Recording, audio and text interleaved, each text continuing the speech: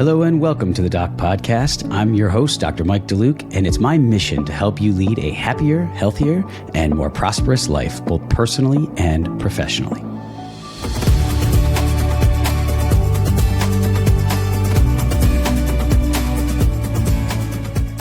Hello and welcome to this episode of the Doc Podcast. Today, I am thrilled to be joined by Dr. Staci Whitman. Dr. Staci is board certified in pediatrics, integrative dentistry, and naturopathic dentistry, and is one of the only dentists in the world to have her certification from the Institute of Functional Medicine. Dr. Staci founded one of the leading functional pediatric dental offices in the country, where she takes a whole body and holistic approach to her care.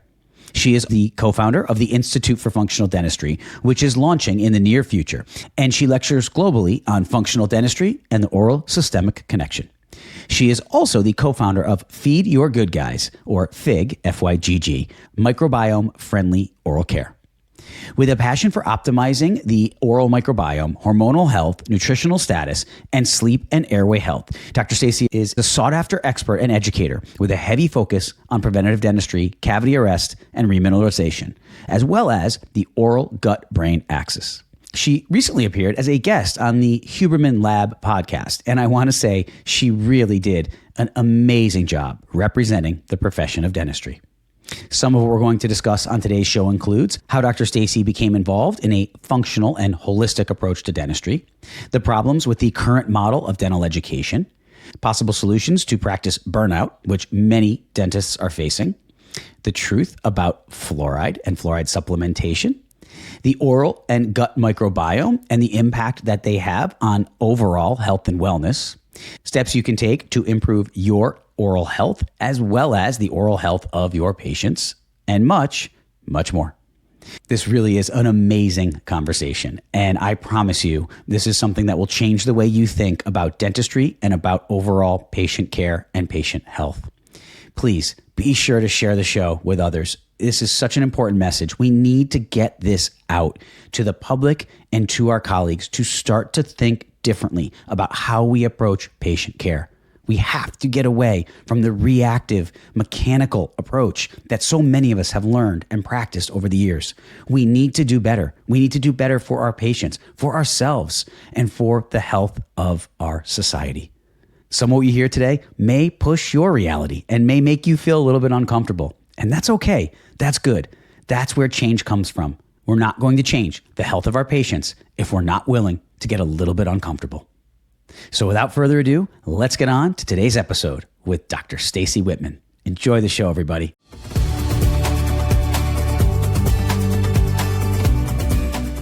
Welcome to the Doc Podcast, Staci. Hey, Mike. Happy to be here. Thanks for having me. So happy to have you here. Really, really looking forward to this conversation. We were just talking a little bit before we started recording here, and we share a lot of things in common. And even though I'm on the ortho side, we've definitely both bucked the trend a little bit in our respective lines of work. And it's kind of a kindred spirit when you meet people who are doing that. So tell me a little bit about your journey and how you got to this point, because it's safe to say you weren't trained to think this way in dental school. Most of us were not, to think in a more of a holistic, whole patient approach as opposed to a mouth-only approach. So how did you, and you can take it back as far as you want, how did you get to this point in your life and career to become the Dr. Staci you are today? Yeah, it's a convoluted story. But so it went back, I think, very originally to when I was 10. I had a very significant bicycle accident where I avulsed permanent teeth and I fractured my maxilla, and it was just terrible. And so I was in and out of dental offices. And what I mostly remember, it was a very positive experience, but it was more, they were so wonderful with my emotional health. Okay. So we can just pin that for now. And so I was an art English major. I still don't quite understand how I ended up in dental school, but I was into sculpture. I worked with my hands a lot, and I loved science, and I loved the idea of healing people. My parents weren't the healthiest people. I lost them early to preventable diseases. And so I personally always lived what I thought at the time was a cleaner lifestyle based on the information I had. I was always interested on how can I optimize myself through nutrition, through exercise, etc. What things were maybe causing me harm in my life that I was unaware of, like, can I clean up my shampoo? Can I clean up my makeup, etc. My air quality, my water quality. And so now I'm in dental school. I was traditionally trained, and I got out and I practiced as a general dentist for many years. And I just was very dissatisfied with my career. How long did you do general before you went to peds? I did a GPR, and then so about 4 years I did dentistry. So not a short stint, and that's enough time. That's not nothing. Yeah. And I was in Boston, and I'm going to be very honest. I almost left dentistry. Really? This is when you were doing general? Mm-hmm. Wow. I really did. And the only reason I didn't was because of my debt. I truly believe if I didn't have the debt. Isn't that interesting? Yeah. The golden handcuffs, I would have left, because I just felt overwhelmed. I felt like nothing I did was making a difference. It was the same patients coming in. I wasn't able to get to them. I wasn't able to help coach them, to get them to quit smoking, to get them to floss, to get them to clean up their diet. I couldn't even have the time to unpack what their lifestyle factors were because of the way traditional dental practices are set up. And I also, quite frankly, didn't have the education, but I knew something was missing. And I felt like I wasn't making a difference. So so then I moved to the West Coast. I couldn't deal with the East Coast anymore for various reasons. It's personal reasons, nothing against the East Coast. To the West Coast to slow down a little bit. And I still practiced as a general dentist here, and that's when I almost left. But then I thought, how do I salvage this career? I need to get upstream, and this is the root cause approach. And I said, well, how do I get more upstream in dentistry? And it was with kids. It's pediatrics. It's education. I need to teach the parents and arguably even talk about pregnancy and preconception and educate the children on the importance. So I went back to school and became board certified in pediatrics. I worked as an associate, and the same thing happened, except now I'm in a turn pediatric practice where they're just going through like the turnstile. And I arguably was even less satisfied than before. So I realized I have to open my own practice, and it's been a slow evolution, but I had changed to be a more functional, biological, holistic, whatever you want to call it, pediatric dental office. And it's come through my education, CEs, reading books, reading research, but less with dental colleagues, I'd argue, and more with like functional medicine doctors, more with naturopathics. I became a certified health coach. I went and took advanced nutrition training. I'm functional medicine certified. And as you go to these conferences and meet people, you realize you're not a lone wolf. I thought for so long I was so isolated. And I was the only one thinking this way. And then you realize, no, take a number. There's a lot of people thinking this way. And there's a lot of dentists that want to practice differently. And many of them just don't know how. And not everyone is like me, that I'll just fly across the country to hang out with a colleague for a couple of days to like job shadow them. Not everybody can do that. I was very fortunate. And so it's been piecemeal, but now I have this incredible practice where we take a root cause approach. We really focus a lot on the oral microbiome and its connection to gut health, but just how all the systems tie in, and including airway health, which I know is your passion too. And how that's so foundational. And that started with me, with my daughter, who's now 12, who struggled with airway, breastfeeding, and a missed posterior tongue tie, narrow palate, and open mouth posture, and all the things. And then she started having behavioral issues and like just sensory issues. And I couldn't figure out what had happened in her life in any way. About how old was it when you were figuring that out with her? Or how old is she, excuse me? I really noticed things around when she was 3. Okay. She was bruxing. But you didn't know at this point. You weren't thinking that way. I wasn't trained. I wasn't trained in it at all. I mean, we had a terrible time breastfeeding, and it was kind of like, you got this, mom, breastfeeding's hard, or just start formula feeding her. And I just didn't know. You don't know what you don't know, So, but it did propel me on this journey. And so I took additional airway training, growth development training.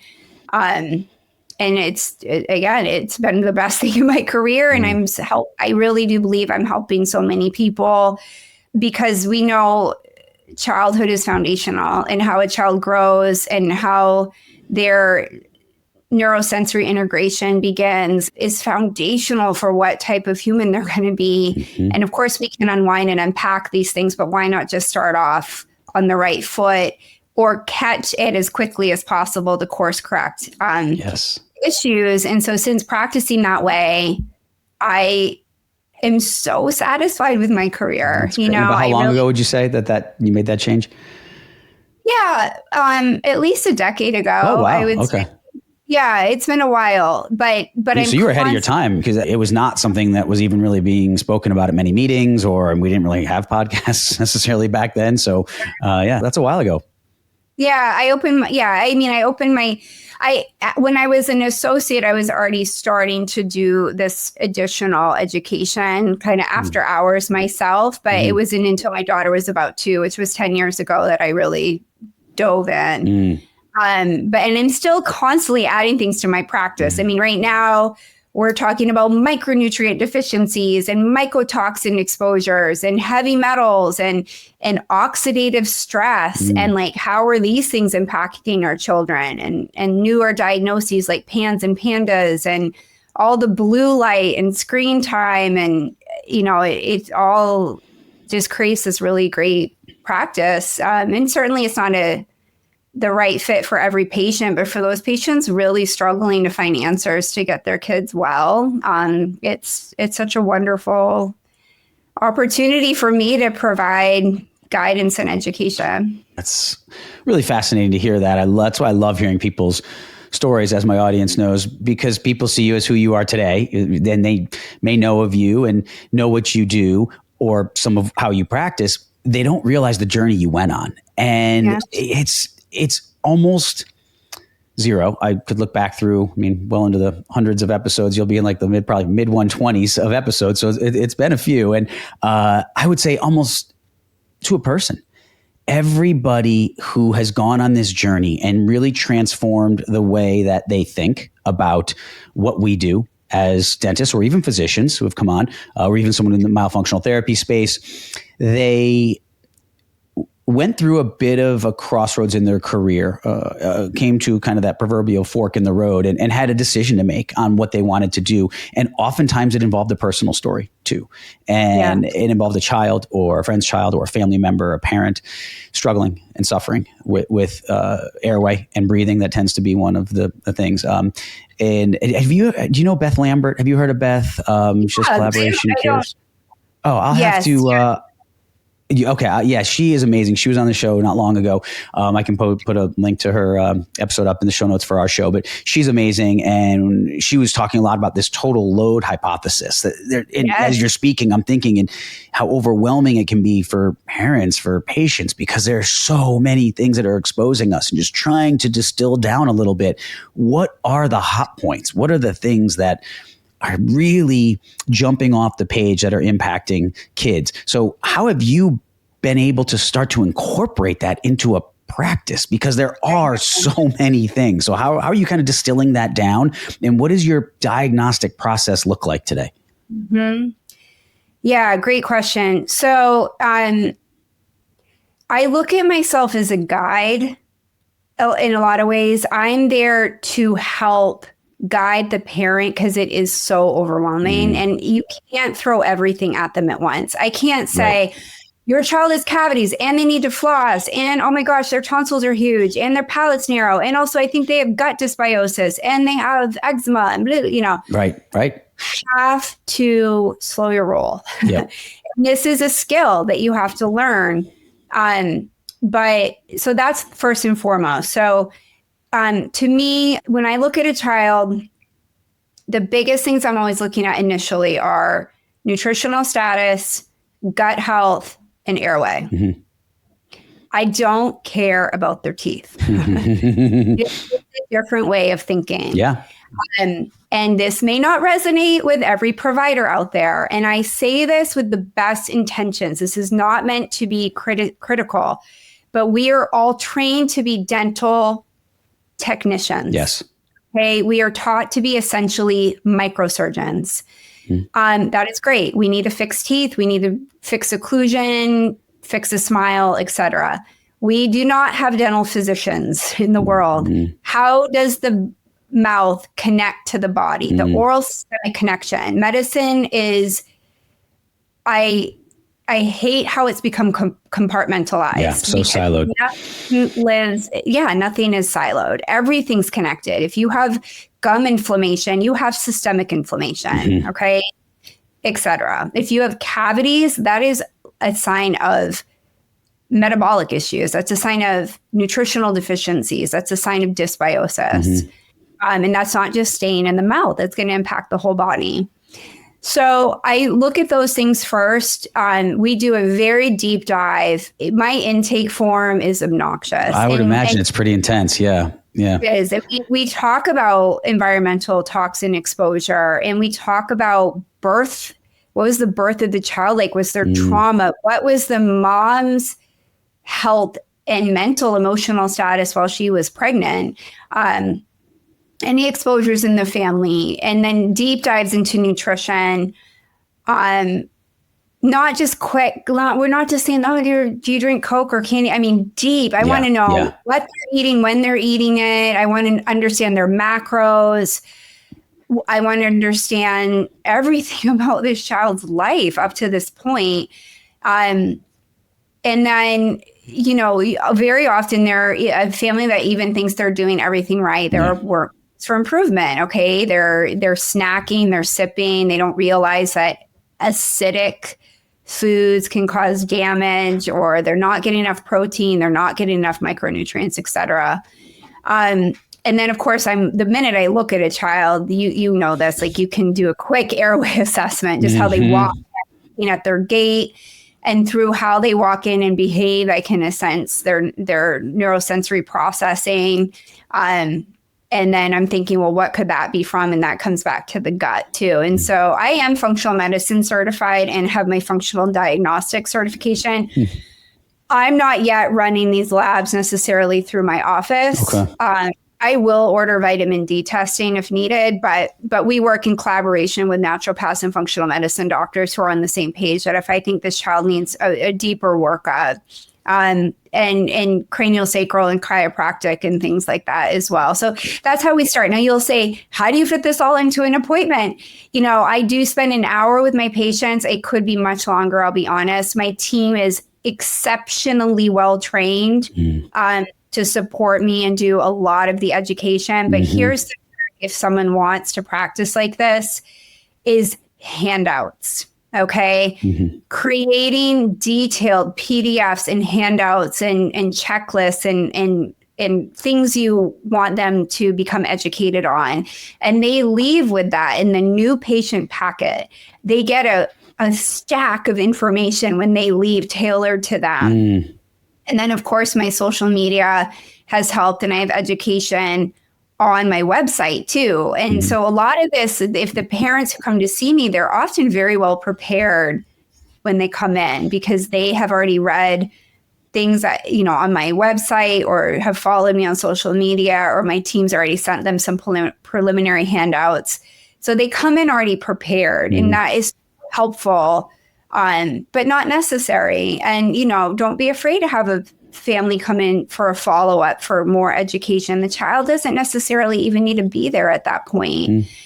But that's how we begin. And so unless the child comes in with pain, like truly something that is acute and I need to address, then to me, the teeth, we need to address them, of course, if there's cavities or things, but it's not the most pressing issue because I need to teach and figure out the why. What were the antecedents and triggers upstream to get the child there? And it's not always as simple as candy bars and Coca-Cola, in fact, most of my patients, I'm blessed, but they come in, they're doing really great. I mean, they're cooking from scratch and the kids are outside and they're just on paper thriving, but yet their teeth will be bombed out. And we're learning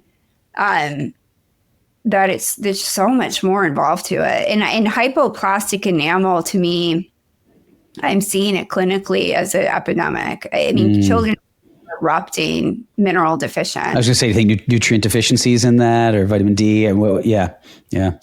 Yes, D. We know humans globally are chronically vitamin D and magnesium and mineral deficient. A lot of it's because of what we've done to our soil, because of our farming practices and the pesticide industry and things. And then staying indoors and not getting sunlight exposure. Yeah. Yep. Absolutely. Exactly. And if you get into if you start looking into blue light and what that's doing to your hormone circadian rhythm and your mitochondria, and how does that impact dental development? I mean, this goes into conception and pregnancy too.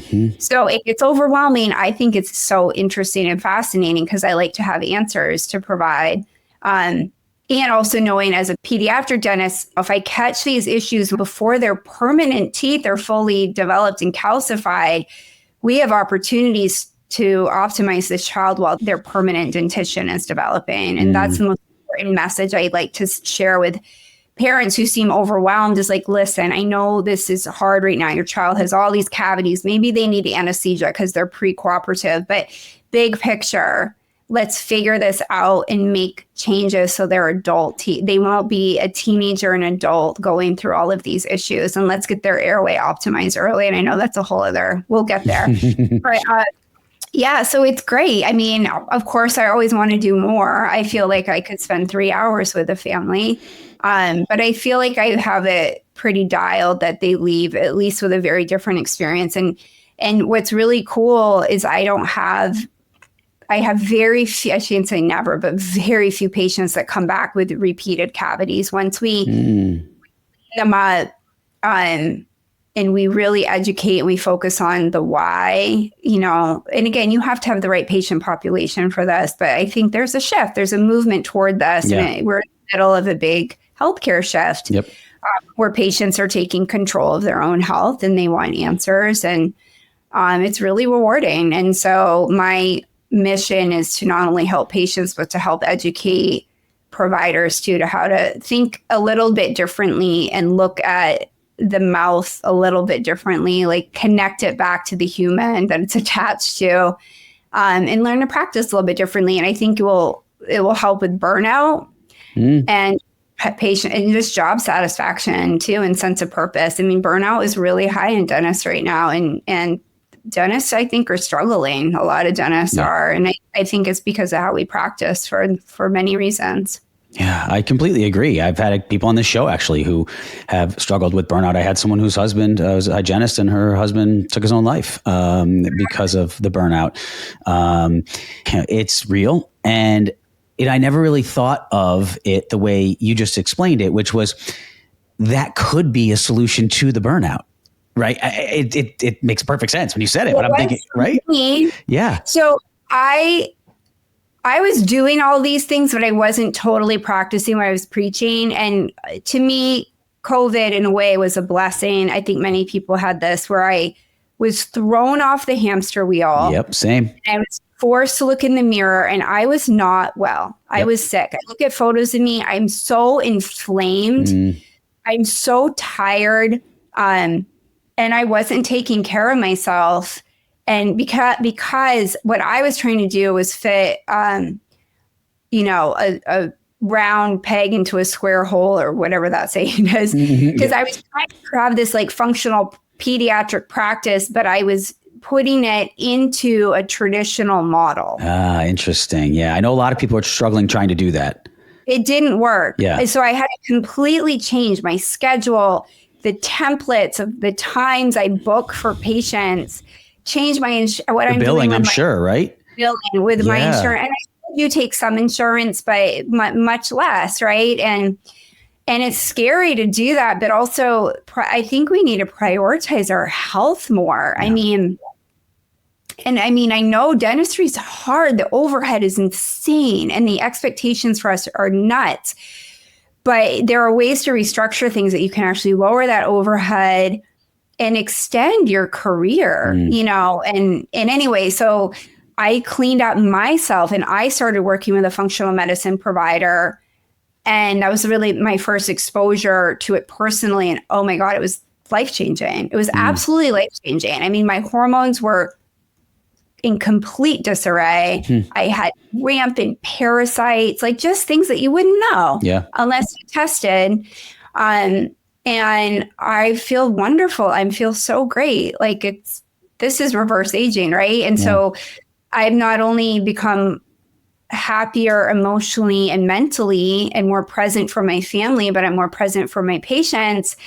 And I'm going to work longer. I mean, I love what I do now. And I don't know how that's going to evolve. Like there's all different fun things that we can do with our careers. But I encourage everyone to take that moment to jump off the hamster wheel and think, like, what do you really want? I don't care that your faculty said you have to work 8 to 5 Monday through Friday. Who came up with that? Right. Who said that? Right. Do what you need in your life with your family and your commitments and your goals, and your team can deal with it too. Like, you might lose team members, but your patients will benefit from that because you will be more present and able to help and heal. Hey everybody, I want to take a moment to tell you about this year's Airway Palooza, which is happening October 17th and 18th in beautiful Fort Lauderdale, Florida. This year's theme is From Downstream to Upstream, the life-saving shift, and will focus on something I'm a big proponent of, which is solving root causes to promote airway health as opposed to simply treating symptoms. That's why I'm honored to be co-chairing this event, and we have an amazing lineup of speakers, including general dentists, orthodontists, pediatric dentists, oral and maxillofacial surgeons, ENTs, board-certified sleep physicians, myofunctional therapists, lactation consultants, and craniofacial specialists, all in one conference setting. There will also be social events both evenings, so you'll have the opportunity to meet and brainstorm with colleagues beachside in Fort Lauderdale. Airway Palooza is the only airway-focused event to be nominated for Best Dental Conference of the Year. Plus, as a special gift for listeners of the Doc Podcast, you can receive a $500 discount off your registration fee by entering the code DOCPalooza at checkout. That's DOCPALOOZA to get $500 off your registration fee. I'll put a code along with a link to the conference registration page in the show notes for today's show. So don't miss out on this opportunity to participate in this amazing collaborative event.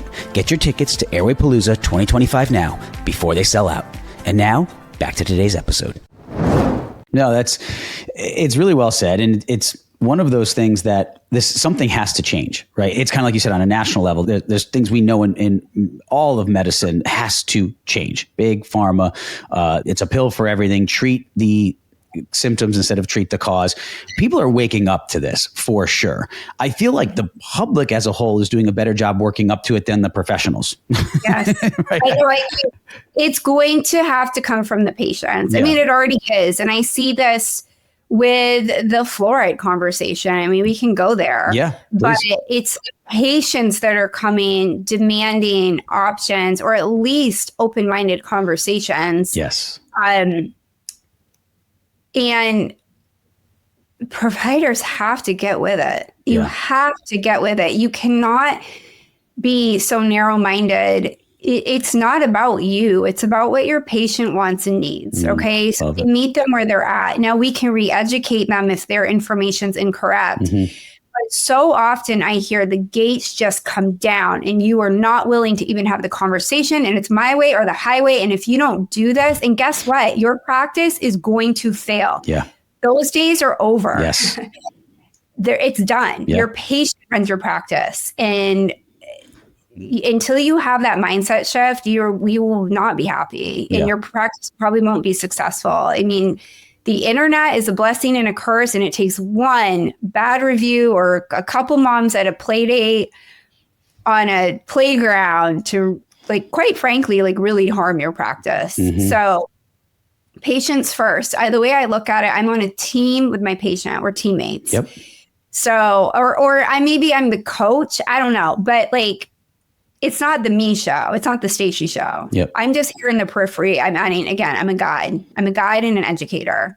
And I'd argue I try to be a healer too. And that is where I get surgical. I fix the tooth. I pulled the tooth. Whatever I have to do. I do the expansion. But it has taken mindset shift. No, it's what I'm hopeful and I do see is the younger generations of medical and dental providers. They do think differently. They do. And that's so reassuring. Yeah, I agree. I coach and help a lot of residents and young docs, and they get it. They think differently. They see differently. They don't want to follow down the path of just burning out like so many of their predecessors did. Interestingly, too, a lot of their faculty that are teaching them, this isn't a knock, it's just the truth. They never did this in the real world, a lot of them, or they did it on a limited basis, a lot of them, right? Or they so it's, they just, but that's what, or they started up, or they didn't have successful practices. Yeah, a lot of people don't know that. And I say that openly on the show, but the vast majority of faculty in a lot of dental schools, not all of them, there's some great, especially part-timers, and you'll have some exceptions that had a great practice and then devoted the rest of their career to education. A large percentage of them never did this in the real world. Or if they did, they didn't find fulfillment in it or weren't successful in it and then went into academia. But that becomes who we learn from. That's our reality. That's our truth, is those people, as you said, who says this is how you do it. And they only present to you the data and the evidence that they believe in. Obviously, they might present some things a little off the beaten path, but not too much. Or they may just say, hey, there's another concept, but this is the way we really do it. That's like with ortho, right? We learn about Corcini and Harvold and all these things and the growth and development and the anthropological side. But it's kind of like, yeah, but that's not really what it is. This is what it is. It's about, straightening teeth and the biomechanical side. So it's textbook education instead of real life clinical applications. And you need all of it. And you also need patient experience, because every patient is different. And we're not doing this in the schools. That's right. None of this is happening. Differences. I mean, it's bio-individuality. We all need and respond differently to different things. So yes, completely. And on the fluoride note, that's been interesting to me recently to watch that, because I, when I was a county president of our society back early in my career, I wrote a letter to the local paper in favor and support of fluoridation, because they were talking about taking it out of our community water supply, because that's what I had been told. So I was parroting that, right? I come from a family of dentists, and they're like, fluoride's a good thing. I mean, we were like the first ones that they tried the fluoride trays on when you were kids. Like, it was just coming out around that time. They were doing the topical. So I'm salivating just thinking about that. Those. Yeah, that's like that flavor and what it does to your parotid glands is like imprinted forever. It's amazing. It like 80s. I know that's it. That's it. And that styrofoam. Oh my gosh. But so as we both have to swallow to stop our salivation, but the part of it that was interesting to me is I just try to keep an open mind on this stuff and think, well, maybe there is another side. And I don't think that's so much of an ask. I've been shocked how much the establishment of dentistry has come out in favor of, and not even in favor of, there is no room for discussion on it being, and I don't know why. I mean, I don't know. I know do. People high up in the 80s. What are your thoughts? Like, to me, I hate to say this, but I think it always comes down to money. So something I feel like has to be, but like, is it because they are sponsored by Procter & Gamble? I mean, what is this about? I'll give you my theories. This is, again, my perspective. I'm speaking my opinions. And I'm with you. So Portland, Oregon is not fluoridated. It's never been voted in. Okay. But the last time it was up for ballot was like 2011, 2012. And I was coming right out of residency and I was high on my horse and I was yelling. So this was right around the time I was transitioning, but I was even thinking open-minded about more whole body dentistry and still pushing for water fluoridation. So I was on the water fluoridation, the American Water Fluoridation Society's volunteer committee, picketing, handing out buttons and flyers and like kind of yelling at people that if you don't want to fluoridate water, what's going to happen to our children? Their teeth are going to decay. I mean, it's the same old thing, parenting. Did I have any basis for the things I was saying? No. Same with me. Had I ever personally gone and sat and studied it and looked up the concerns? No. I didn't even question it because it is so indoctrinated in us. Yes. But if you take 10 minutes, literally, and you just look at some of the data, you have to push back from your desk and say, whoa. Yeah. maybe I should unpack this a little bit more. And so what changed me, it was during that vote, during that time period when it was up for ballot, I went to a debate and I sat on the pro-fluoride side and very proud of myself to be over there and judging these people who I didn't even know, thinking tin hat brigade, woo-woo, like these people are kooks, right? Yep. They get up there, they speak so eloquently, so scientifically, they can cite data point after data point. And I honestly, the ADA doesn't do that. No. The pro-fluoride, they just say the same thing over and over again. They say it's safe and effective, believe us, literally. Safe and effective. Yeah. Or they'll say the best thing in public health and community water flow. Right. Exactly. Yep. Advocates by 25%. It's the same thing. They love the 25%.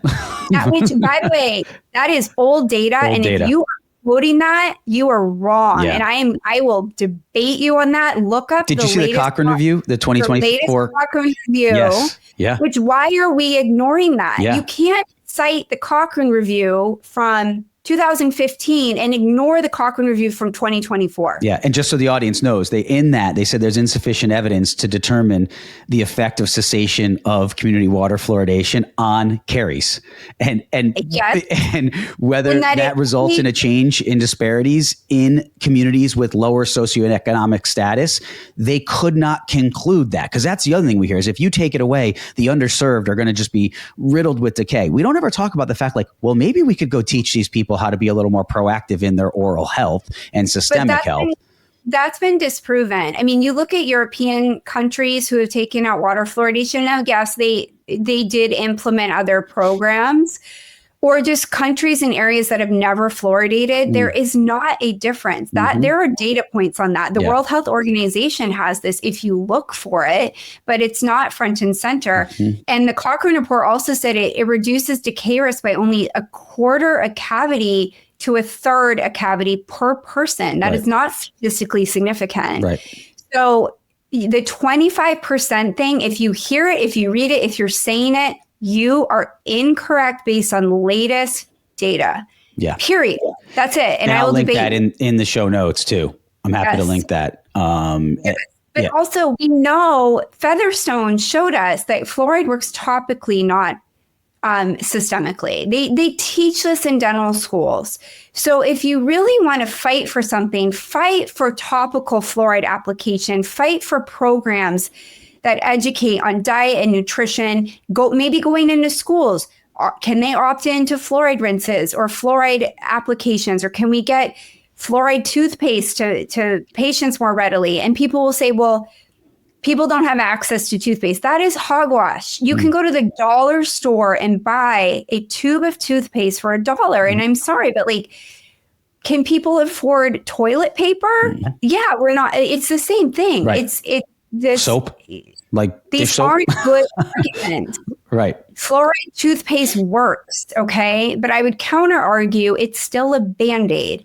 The real issue are all these other things that we are talking about. Now, I get that this is complicated and many people can't access dentists talking this way, educating this way. They may not want to change their behaviors. But here's the thing. If water fluoridation worked, why are cavities still the top chronic disease in our country when over 70% of the United States is fluoridated? That makes no sense. It's a great question. I'm not happy with those statistics. I'm not impressed by that. So we are missing an opportunity to fix the decay and caries crisis. And it's from the same people who tell us you can't do anything without a randomized controlled trial. And to my knowledge, and people please write into the show and message me if you have found evidence of a soundly conducted randomized controlled trial. And I'm not one who believes you need an RCT to have evidence basis. That's not what SACIT intended for. But there are a lot of people who do. And anytime you bring up anything on airway or airway health or anything we're talking about, we'll say, oh, well, we are evidence-based, right? We only base it on evidence. And what is that evidence basis? You need randomized controlled trials and systematic reviews. Community water fluoridation is solely based on observational data, population studies, expert panel systematic reviews. They haven't even studied it. They haven't studied the side effects, the efficacy. It became just as you said, indoctrinated that this is what it is. And I challenge anybody to produce, even the CDC, when you read through their actual document. Actually, I want to quote this because I wrote this down. A high fluoride concentration in sound enamel cannot alone explain the marked reduction in dental caries that fluoride produces. The prevalence of dental caries in a population is not inversely related to the concentration of fluoride in enamel, and a higher concentration of enamel fluoride is not necessarily more efficacious in preventing dental caries. I will link that to the show. That is the current CDC document on community water fluoridation. Oh, yeah. So where is the ADA coming from? And I like the ADA. Nothing against that. I just try to call balls and strikes on this stuff, and I don't get it. I've thought about this. So this is my opinion. I think this is why so many dentists get heated up about it too. And arguably, I can look back at why did I get heated up about it? Good point. It's hard to accept that you've been miseducated or misguided by your industry, your mentors, your institution, and also no one's intending to do harm, but potentially we are. And so it's really hard to look in the mirror and say the way I used to practice was maybe harming my patient. Yeah, now, so true. I think it takes a unique personality to admit that to oneself. That doesn't feel good. I look back at some of the things I did and my diagnoses and like my over treatment and the way I treated patients and like, you need to stop breastfeeding because it's causing decay, to this new mom. Terrible. I'm embarrassed. I'm shamed by it, but it's just part of learning. Like we're forever learning and evolving. So there's that, but also the ADA is pay to play. I mean, we need to understand that. Yeah, of course, it's a business. Accept money from GlaxoSmithKline and Colgate-Palmolive and the American Academy of Pediatric Dentistry several years ago took money from Coca-Cola. Now they backpedaled on that very quickly because of the backlash, and it's really hard to see where some of the money comes from. Like we don't have a data and information. So that's such a good point. AAO is the same way, by the way, taking money from Invisalign. And there was a whole big thing with the AAO and Invisalign. And there was an ad campaign that Invisalign did. And it basically talked about like braces aren't cool anymore. And then so the AAO president, John Callahan, who I know well, wrote a letter to the Invisalign and targeting them. But it stopped shy of saying, we are taking a firm stance against you. And they hide it against, well, we can't, antitrust, legality. No, you don't have to take their money. And then the next meeting comes up, Staci, and who's one of the key sponsors of the entire meeting is Invisalign. And I'm like, can anyone else see this hypocrisy? Come on. And I'm not saying you can't have sponsors and all that. I get that. But at the same time, it does cloud your judgment. It does. It's inevitable. Yes, absolutely. Yeah. And so I don't think anyone has ill intentions. I just think it's what we will not go there, but we were speaking about it offline, how we can convince ourselves of a certain narrative and that is good and that is bad. And if that person believes that, they are bad and ill-willed. I don't think anyone on the ADA is ill-willed. Agreed. Or bad. I don't think any dentist that's really pushing for water fluoridation is ill-willed or bad. I would encourage you to be more open-minded and to spend some time with the literature that is opposing your view. Because I found it pretty hard to walk away from my lit review not feeling sick to my stomach. I felt the same way. If you watch the Tasca trial, watch the testimonies, like listen, they're on YouTube. These are not dentists. These are epidemiologists, endocrinologists, neuroscientists, biochemists who will tell you what fluoride can do in the body. And everyone's going to say, dose makes the poison. Dose makes the poison. No one's saying if you drink a glass of fluoridated water, you're going to have an issue. This is accumulation. Yeah. Do we even know the dose? I mean, I know they say the 0.7 parts per million or milligrams per liter, but we don't know the cumulative dose of this. There was another part of that CDC report, or maybe no, this was EPA report that I saw where there are levels. First of all, they did actually, it's in the report that certain data were concealed for how high some of these community levels were, but they have the maximum contaminant level. It was 4.5 0.0 parts per million or milligrams per liter. That's almost 6 times the safe level. And that's in communities in the US. Like, I know. I've interviewed people from water bureaus who say it is so hard to titrate this accurately. And I've seen reports from our local community around here, and I've seen it as high as 2.2. So which is everyone 3 thinks, times. Yes. So that's a good point. And then we can move on to something else. Yeah, but absolutely. if you don't believe in the neurotoxicity, or for me, I want to say, hey guys, look about what it's doing to the gut microbiome and the oral microbiome. It's antimicrobial. It's not selective. No one speaks of this. There is data on this. We know the gut microbiome is foundational for health. If you don't believe that, you just need to get out of medicine, quite frankly. I don't care if you're conventional or functional, whatever. That is fact. Microbiome is king or queen. Whatever, however you want to look at it. So the EPA under oath during the Tasker trial, when asked by Michael Conant, said, what is the window of safety? And it's 10x.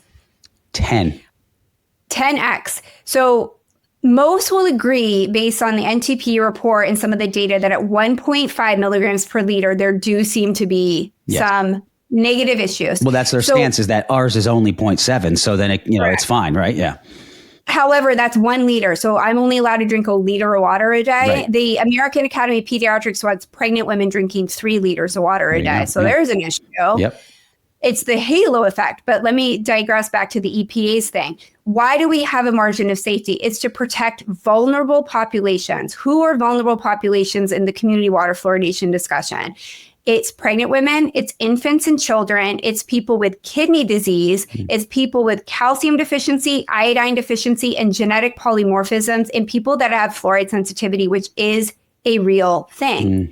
It's to protect that part of the population. And then, so let's say the EPA decides to lower it to 0.15. I mean, is that even effective? I mean, it's the Cochrane report says it's not even effective at current standards. So it's complicated. And then there's also just patient rights. Like patients should have consent to this. Yes. It should be risk and benefit should be discussed with them.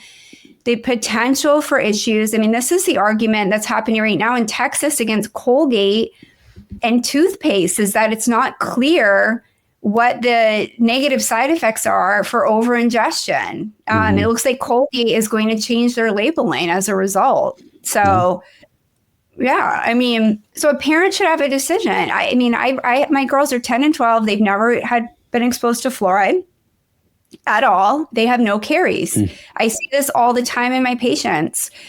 And I see patients that come in that use fluoride toothpaste and drink fluoridated water, and they have cavities. Oh, I practiced in a community that was fluoridated, and I mean, there was rampant decay in these kids. Rampant. If it worked, we wouldn't have this high caries epidemic. And we used to, as you alluded to, and I want to just underscore that for a second, because we used to think that it was incorporated, hydroxyapatite became fluoroapatite, and that made it a stronger crystal. I can picture the lecture I was in 25 years ago where they were showing the different crystalline structure, because at Stony Brook, they actually had quite a bit of research on this.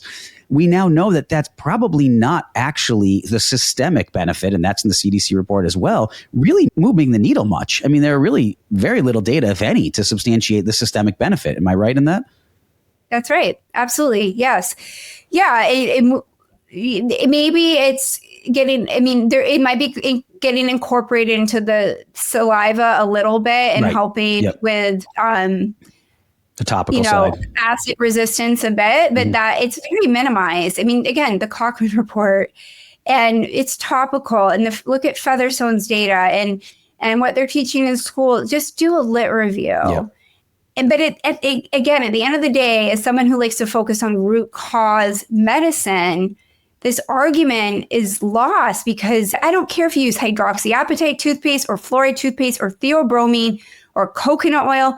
The issue is the diet. The issue is the eating frequency. The issue is how we're breathing. The issue is we're mineral and vitamin deficient. And until we start focusing there in the microbiome, okay, none of it matters. It's just extra credit. These are products that help reduce risk, but they're not going to eliminate the risk. No. And So this is what we're missing in all of it. And I think it should be a parent and a patient's choice. Yeah. You know, you go over risks and benefits. If they do, I'm tired of the shaming. Why are we shaming patients? I think you said it comes out of fear, insecurity. Actually, I'm giving a talk probably not long after your episode goes live that it talks about the state of orthodontics in the airway awareness today. And a lot of it, I'm going to distill down some of those exact things and the psychology of this. Psychology of change is hard. And especially when, as you said very accurately, you're dug in on this. You've treated so many patients this way. You've been telling people for years and years and years. I give you a ton of credit because it's not easy to walk back from that and say, I was wrong. And they're going to say, well, did you harm me? Or were you hurting me? And the thing that I think people get caught up in is people understand that things change, times change. We learn more and especially in this tech boom we're in now and with AI. If you just are honest with people and say, we did the best we could with the information we had. I feel like looking back, many people will grant grace. I feel like if we don't start doing that now in 5 years, they're not, and they shouldn't. Well, I agree with you. And I think that's another component with the ADA potentially is litigation. I mean, this is how I feel certainly about mercury. So once you have the data and then you still proceed to make recommendations in a certain way, I think you are liable at that point. And certainly that's where we're at with the mercury data. I mean, so it's just ridiculous in my opinion. We look to our EU colleagues, they have eliminated it and we should do the same. And we're a litigious country, unfortunately. Yeah. So, and especially when you start talking neurotoxin and kids. And IQ and, it's a slippery slope. I get it. And I'm sure there's a lot of legal counsel involved and PR. And they're just saying, we're going to fight this. Like, don't back down ever. Yeah. But I respect that you are still admire the ADA. I'm not going to say anything bad about it, but I've lost respect because they're cherry picking data. And we need to be sharing the latest Cochrane collaborative report. And if they could just present both sides, okay? And let the provider make their choice. But it's starting to get a little bit, if you don't recommend this, you're, practicing inappropriately, which is silly. I mean, that makes me nervous. Like, and to your point, with the ADA, I have been impressed. One of the reasons when I said I like them, I have nothing against them. I feel like they've done actually a really good job, especially compared to the AAO on the airway side. Guys like Steve Carstensen, they've been really. That's why I said they've done so much good in that arena. And then they have the fluoride side. I'm like, guys, what the heck? Like on one side, you're so far ahead and you're pulling along the orthodontic community, but therein, I guess, lies the rub on that, right, Staci? Why is the orthodontic community doubling down on the anti-airway side of things? Because they're all in leveraged on it and they have more of an inherent liability. The ADA doesn't on the airway side and the early intervention side. So they can, right? I mean, it makes sense when you stop and think about it. Everyone's going to kind of protect their turf to CYA. And people don't want to change.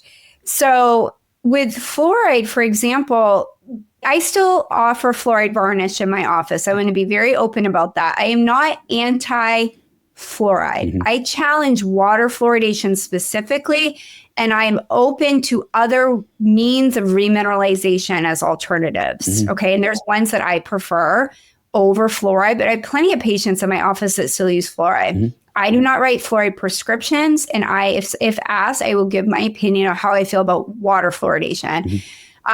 But we do need options for patients. And I think I lost a lot of money when I didn't start pushing. Like, you kind of sell the fluoride varnish to your patient. Let's be honest. Like, you need it.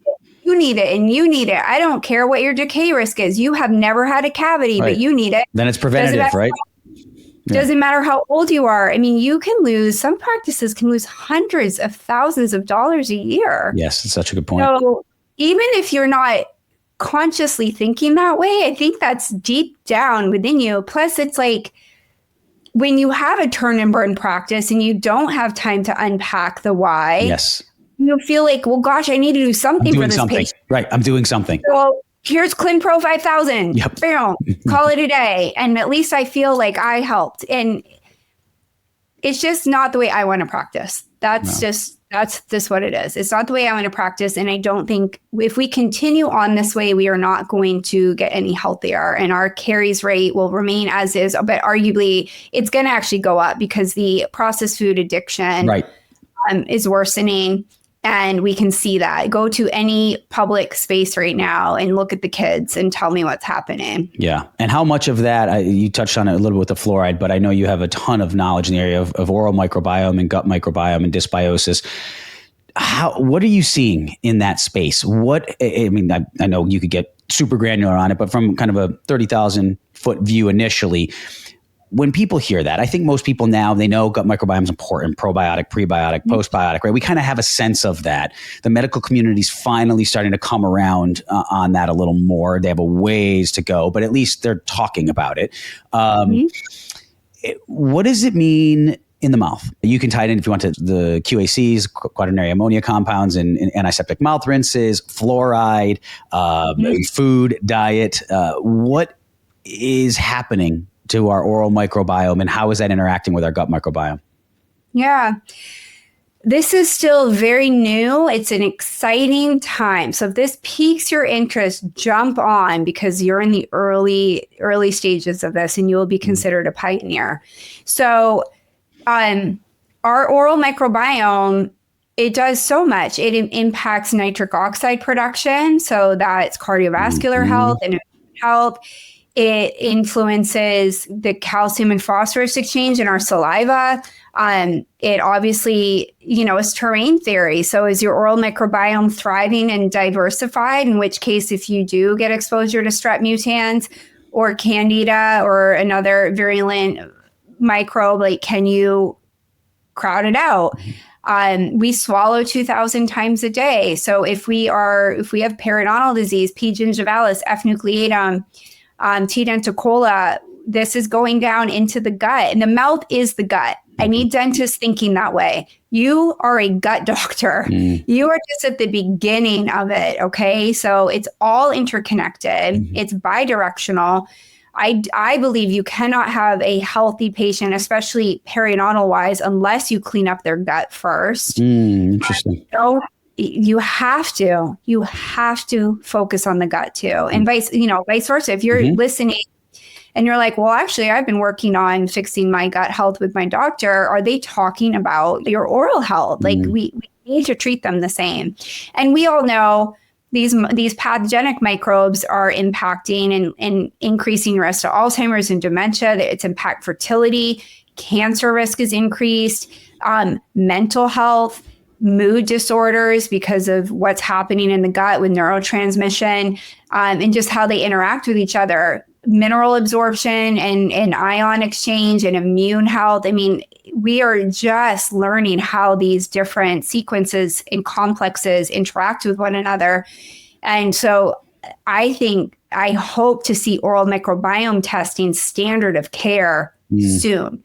Now, I would argue it's hard in pediatrics, and I've done some pilot studies because the pediatric microbiome is changing a lot because kids put it in their mouth all the time. But with your adult patients, especially periodontal patients, if they are just coming in for scaling and root planings over and over and over again, I think at some point that's going to be out of scope, out of standard of care. I really do. We have to be focused more with data and metrics. And we're learning about what protocols should be implemented based on the different bacterial loads that you have and how to diversify. So I think it's paramount. And I think we're just going to continue to learn more and more about it. I mean, it seems to be a big area that's about ready to blow up, and there's more and more data coming out. It seems like every week, and more companies launching that are, it's like an oral prebiotic or probiotic or postbiotic or symbiotics, and then tailoring protocols bio-individually to what that patient has. And also, if you're treating the patient, you have to treat the partner. Great point. You have to, or the whole family. Yeah. Yep. Why does this patient keep coming in with disease? Like what are some of the main causes you see of it when someone has some sort of dysbiosis of their oral microbiome? What are some of the things? And because I have laypersons that listen to the show as well that thinking like, geez, is it me? Or, and what are some of the testing options they could do? Or do they ask their dentist about this? Well, I mean, I think it all comes down to terrain. What is off in the human's body to allow these pathogens to take over? And that could be issues with diet or immune health or detox pathways, environmental toxins, hygiene, certainly, if there's so much, how you're breathing, et cetera. So things can get off pretty easily, but if your body and your immune response is optimized and you have a healthy, robust, diverse microbiome, you can crowd out these pathogens and no harm, no foul. But most of us are not optimized. I mean, look at COVID. We see how many humans out there are metabolically challenged right now, and it's really high. I mean, it's over 85% right now. So the ways to know, just simply, do you keep getting cavities? Do your gums bleed? Or have you been told you have periodontal disease? That's when your hygienist is measuring, 4, 3, 5, 6. They're measuring the attachment health around your gum. Do you have bone loss? Is there bleeding of your gums? So, but also chronic bad breath is a big one. Or tonsil stones, dry mouth. And now we're learning more too about the sinus microbiome and how the sinus microbiome is impacting the oral microbiome and how the oral microbiome is impacting the lung microbiome. And again, we saw this in COVID as well. Like a lot of patients with negative outcomes in those early days who were intubated, they weren't passing away from COVID. They were passing away from secondary infections in the lungs. Often coming from the mouth because there was a vector now to carry the bacteria down in there and create issues. So those are the big ones. I mean, the bad breath one. And what do? If you have bad breath, mouthwash, mint. Right. We'll walk around the little Listerine tabs, right? That you see people with. Yeah. That's your body yelling at you that you have something off in the system. And we tend to ignore these signs from our body. And we're trained as dentists to facilitate our patients ignoring them by selling them products. So, and we know that a lot of these strong alcohol and astringent rich rinses there's data to support they're doing more harm than good. They're wiping out our nitric oxide producing bacteria, and they can increase blood pressure. There's some links to cancer too with really chronic use. That makes sense. You're putting something pretty aggressive, arguably caustic into the mouth multiple times a day that can have an impact on cellular health certainly too. So microbiome testing, there's different types. Oral DNA is a common one that people will use when trying to target specific periodontal pathogens. There's direct to consumer ones now, which is what I recommend because it's hard to find providers offering these. But bristle is one, like a toothbrush bristle. It uses shotgun metagenomics. You literally wake up in the morning, you spit into a tube, you mail it out, and you get a full breakdown of your bacteria. It can test for viruses and gut health bacteria and how they're interacting, and they're continuing to refine and tweak the test. Viome is another. I mean, there's just more and more popping up, but and they help with interpretive data as well. So if your dentist doesn't know how to interpret this, because I don't say that as a slight or a knock to the dentist, we're not taught this. So we're not taught it. Okay, so there is a reliable source on the other side that's helping you interpret this information. They have protocols. I think we all would agree there's room for improvement, but it's just because we don't necessarily have all of this. Although I am helping co-launch the Institute for Functional Dentistry. And we have some of the top microbiome lecturers and hygienists coming in to actually discuss protocols, because this is my issue. No matter what space you're talking about, you go to airway training or microbiome, it doesn't matter. A lot of the education is like the basics. Yep. Is to get you, it's sort of like the hype guy lecture, like, oh my gosh, I love this. What do I do? And then there's no protocols. Yep. It doesn't teach you what to do Monday morning. And so we really want to change that. So if someone's interested, I do encourage that training. I'm an Can I put a link to it in the show? Is there something I can link to? Is it up and running? Okay, great. Okay, I'd be happy to. Absolutely. But I think we're at the forefront of this, and it's like the whole test, don't guess. Like we've just been practicing pretty archaically, and I think we need data, and this is how we create bio-individualized treatment plans. Yeah, I love it. So I know we're coming up. We've got a hard stop here. Before we finish up, if you could just leave the audience, both the professional colleagues, as well as laypersons, with 3 to 5 things that they could do to proactively or not do, right? Things to do that they need to stop doing. But what are some of the action steps they could take to create a healthier oral microbiome and healthier mouth that's more resistant to decay and doesn't set them up? And we can even take it into the airway side too. I mean, certainly that could be as well, but facilitates normal craniofacial growth and development, minimizes neurocognitive and behavioral impacts, minimizes the need for invasive mechanical treatment down the road. What would 3 to 5 of those things that you could just say, these would be really key ones to focus on? Yeah, I always fall back to nutrition. I mean, I encourage everyone to keep a little food diary and share it with a provider, or we have ChatGPT now. I mean, just put it in there with a good prompt. But you're often nutrient deficient, you're mineral deficient, and your eating frequency is probably unideal. I see that a lot. Like we eat too much, we sip too much, we drink too much, and this is impacting the microbiome. And getting back to whole foods, I teach the kids, eat from things from farms and from the earth, and less from factories, less packaged food. It's an oversimplification, but meat and vegetables is not why we're having and fruit, I'd even argue, is not why we have a decay crisis. Okay. Yep. It's the goldfish crackers and the chips and the pretzels and the granola bars and the Go-Gurts.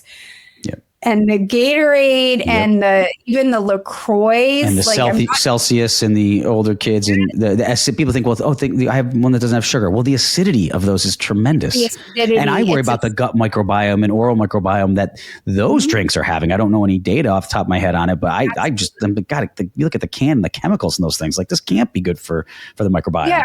And you're right. I mean, anything you put in the mouth, this is where people can have different opinions about the seed oil conversation, the food dye conversation, the preservatives conversation.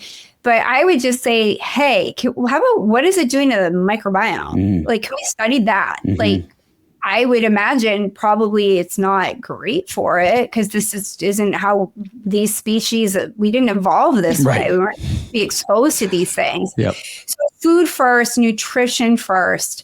Making sure you're getting enough fat soluble vitamins and minerals. I mean, I think that's foundational. The next thing I would add on to that is don't underestimate the importance of your saliva, your spit. We are dehydrated, and we'll see mineral deficiencies and vitamin deficiencies there too. So your saliva is so protective of your teeth. It's important for speech and swallowing and digestion. So appropriate hydration with electrolytes and minerals is essential. And then breathing, airway. So if a kid comes in with decay and we can't figure out why, the first thing one of the things I think is I bet they're mouth breathing. When you mouth breathe, the pH drops to be acidic, that you lose that healthy saliva I mentioned, and your caries rate, your decay rate, your gum health, you can just decline very quickly. And then, I would say stress. So this isn't one people think about, but stress does impact salivary health. Cortisol impacts salivary health. We all tend to be a little stressed. And so learning to try to slow down and instill self-care, and whether it's meditating or journaling or just taking a moment in your car before you go in at night from the office to home, like we need to think hormones and and circadian rhythm and just how does this impact oral health too? And that could be bruxing and clenching and all of these things. But I would say stress, and that's a hard one. I mean, I struggle with that too. I really do. And I acknowledge it and I do the best I can. But I'm fortunate not to have a lot of dental disease. But, if you do, I would really look to that. And then, this is further down the line, but it is hygiene. If you're eating some of these more modern foods, you have to have really great hygiene. I think if you're eating more ancestrally, more of a paleo diet, and I'm not advocating for any certain diet, but you get more of a free pass. And I'm not saying no one should participate in hygiene, but those that are eating more packaged foods and more fermentable carbohydrates and things, you have to have great hygiene, particularly flossing or water picking. And I think we as dentists have forgotten to educate how important interdental cleaning and flossing is. Like everybody is, but like flossing is still this afterthought. We need to flip that, in my opinion, because a lot of these bacteria, they're anaerobic. They hide out in between the teeth and down in the sulcus. And, it's an important place that we need to educate patients on. So, and then just educating on the oral systemic connection. Like people don't take their oral health seriously. It's kind of an afterthought, and we've normalized disease. And like now we're learning, oh, wait, it increases Alzheimer's and risk and can lead to erectile dysfunction. I mean, this is how you get your patient's attention. So learn to educate on the things that will motivate your patient, and that will change depending on who you're speaking to. But that's our role.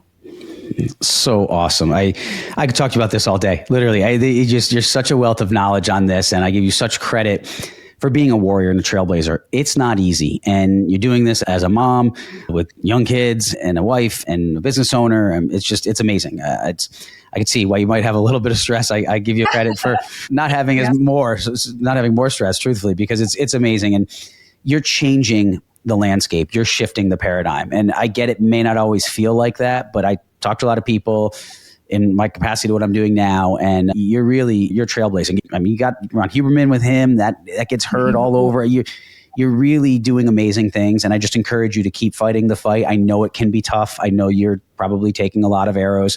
Don't give up. You're going to change this profession, and people are going to look back to interviews like this and hear the things you're saying. And even if they heard it today and thought, I don't know, I guarantee in 5 years, 10 years, people are going to say, wow, she was right. So keep up the fight. How can people reach you? Can they, or anything that you are promoting, or I'll put the link to the new group that you're building as well. But anything else that you want to highlight?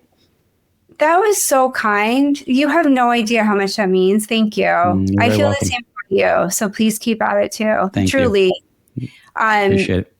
Yeah, I'm like a little emotional. Thank you. It's true. It's the Institute for Functional Dentistry. We'll include the link. It's launching in January 2026. We're ally partners with the Institute for Functional Medicine. So it's a residency level program. I cannot recommend it enough. I'm going to take it. We have curated the top 30, I think it's now 40 now, faculty members. Like these are thought leaders from around the world in our industry to be founding faculty. And so if you want to practice differently, it is for everyone. It is for anyone in the dental profession or auxiliary team members. We have different tiers. So I do recommend a look into that. And then my website's drstaci.com. Doctor is spelled out. It's STACI. And I have education there. I have handouts for I always say to any provider, please reach out to me. I'm here to help support you and maybe mentor you to the best of my capacity with my time. But then I'm also on Instagram, Dr. Staci.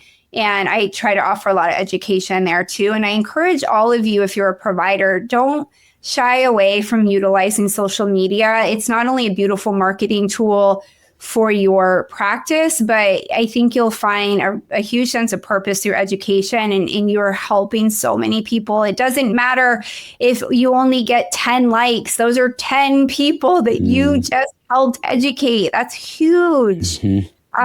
So don't get caught up in the algorithm and the metrics. That stuff means nothing. It's about changing the course of human health and helping our fellow neighbors, So Yeah. Well, you're doing it. You're doing it. Keep it up. It's a pleasure getting to know you and speaking with you. Thank you for your time coming on today. And let me know how I can help with anything you're doing going forward. I mean it. I think there's a lot of ways we could join forces and team up to keep advancing our purpose in both of our missions. Dr. Staci Whitman, thank you so much. Same. Thank you, Mike. I appreciate it. Bye. Thank you for tuning into this episode of the Doc Podcast. Be sure to visit theorthocoach.com to get access to ADA CERP recognized CE courses or to schedule a private one-on-one coaching session with me. Also, if you know of someone who would make a great guest for this show, or if you'd like to be a guest yourself, please email me at drmike@theorthocoach.com. And be sure to join the Doc community on Facebook for more great content. Thanks so much for listening, and always remember, you have been blessed with the ability to do amazing things.